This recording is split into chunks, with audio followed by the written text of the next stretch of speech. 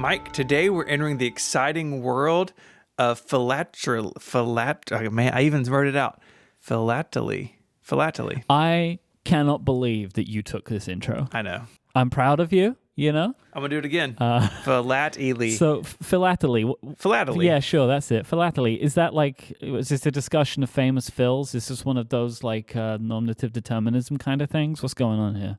It's a whole episode about Phil Schiller.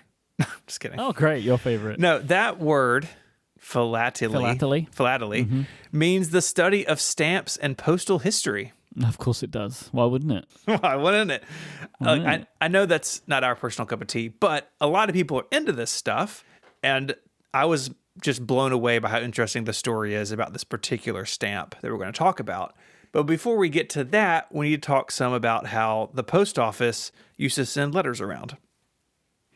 In the 1910s, the U.S. Post Office began experimenting with carrying mail by air. To mark these trials, it issued the first ever stamp picturing an airplane, with a caption reading, "Aeroplane carrying mail." Can I just stop right here for a second? What is your feeling on the word aeroplane?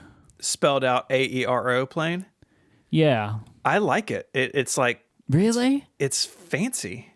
I don't like aeroplane. I really don't like it. Aeroplane, to me, sounds like something that a toddler would say. Maybe. I can see it both ways. It is the British English, by the way. Yeah. It's like adding E at the end it. of a bunch of words. No, we put an E in the wrong place when it came to this one, I think. Or like aeroplane shop, SHOPPE, you know? We don't do that, but that's fine. A lot of stuff going on over there. Everything's a metric.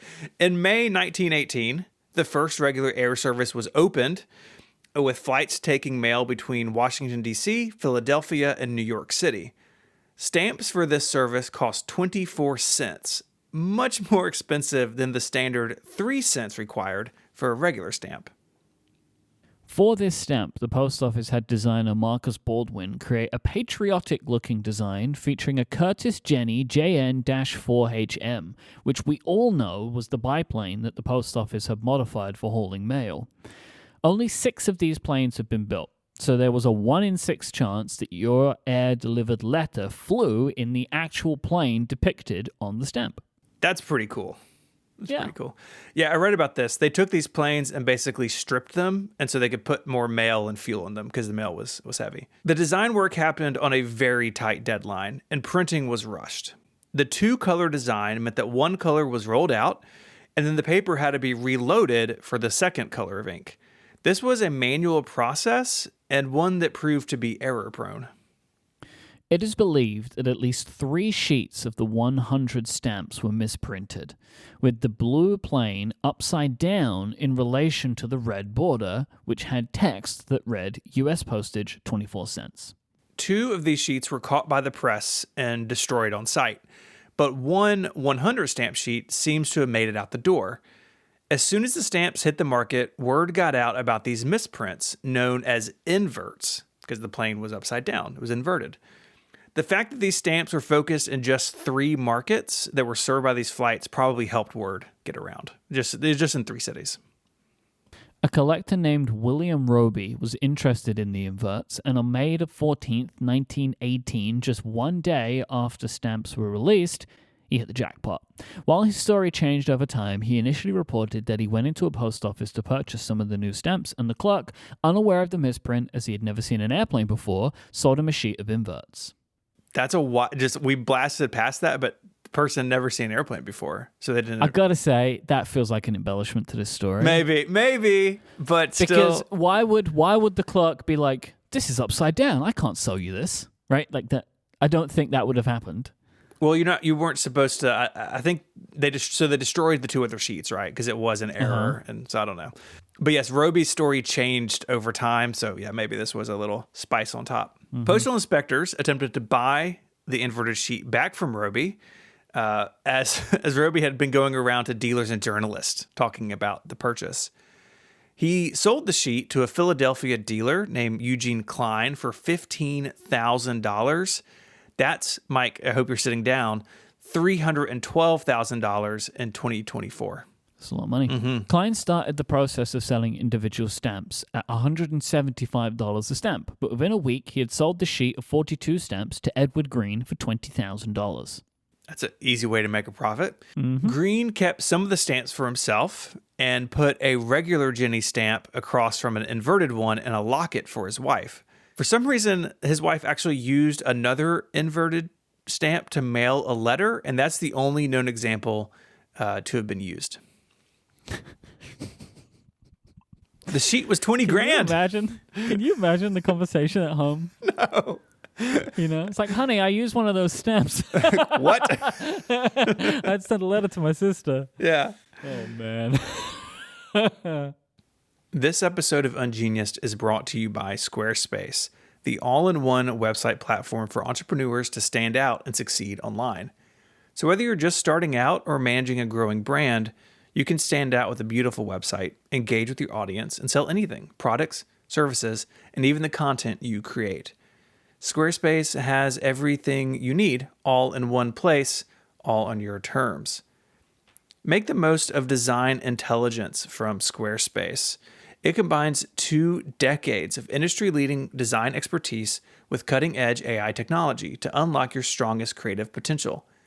Design intelligence empowers anyone to build a beautiful, personalized website tailored to their unique needs and craft a bespoke digital identity to use across one's entire online presence. And Squarespace payments are the easiest way to manage your payments in one place.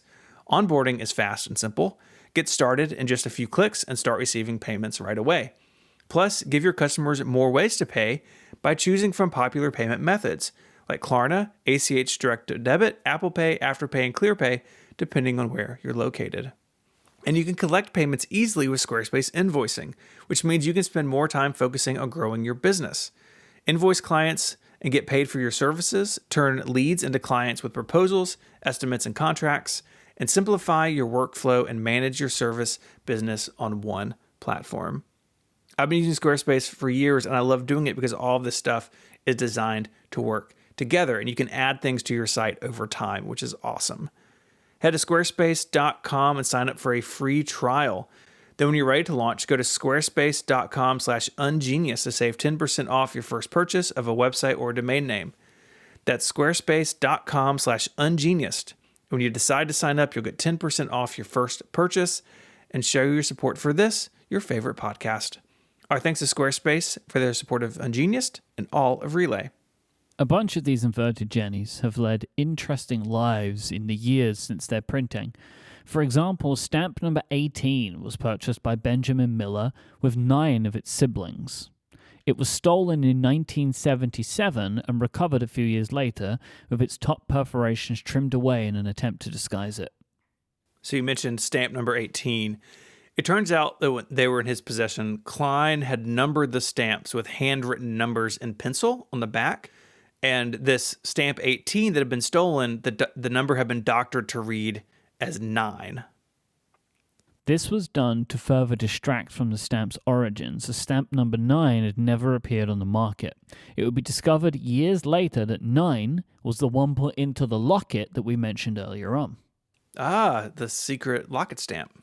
Indeed. Is that a romantic gift? I mean, if it's worth $300,000, probably. I guess so. I guess so. The stolen stamp was the main attraction in the Smithsonian National Postal Museum's Rarity Revealed exhibition, which ran from 2007 to 2009. We sadly missed it. I like that this exhibition was also pretty rare. It didn't last for very long. Oh, that's good. Yeah, it's good. It's pretty good. This drove the value of the stamps even higher.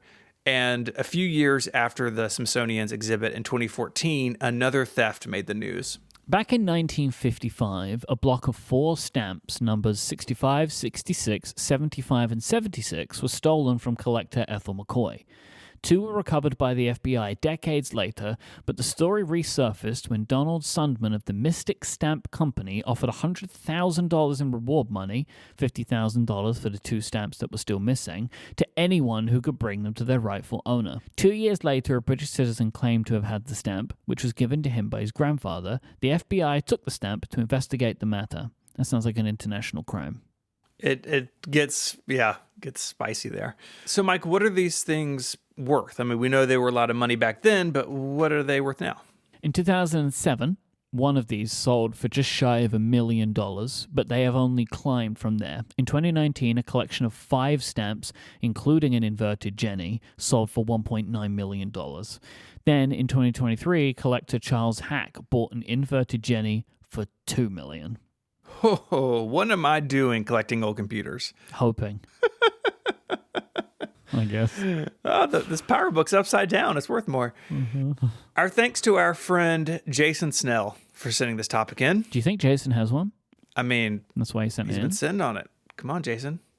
Let us know. You, of course, record Upgrade with Jason here on Relay. I do indeed. Every Monday. Yeah, Jason's the best. If you want to be cool like Jason and send in a weird topic on Wikipedia, there's a link in the show notes, or you can do it online at relay.fm/ungeniused. There's also links in the show notes about the inverted Jenny. And until next time we talk about stamps, Mike, say goodbye. Bye-bye. I don't know when the next time is we're talking about stamps. It may be a while. We'll see.